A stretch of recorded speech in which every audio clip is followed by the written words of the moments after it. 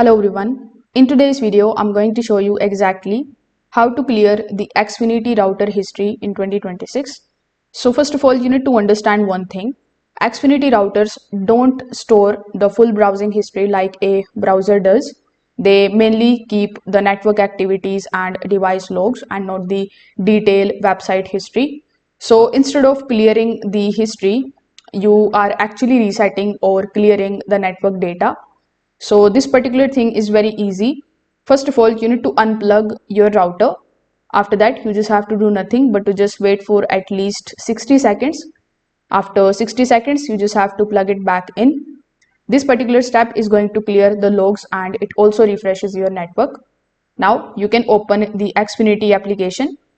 Inside the Xfinity application, simply go to the option of Wi-Fi, or you can also look for the option of network. So inside network, you can remove the connected devices, clear the device view, and this doesn't erase everything, but it is going to help reset the visible usage data. Now, if you want a complete reset, then this is going to be the main method. You just have to simply press and hold the reset button. Afterwards, simply wait for at least 10 to 15 seconds and then wait for it to restart.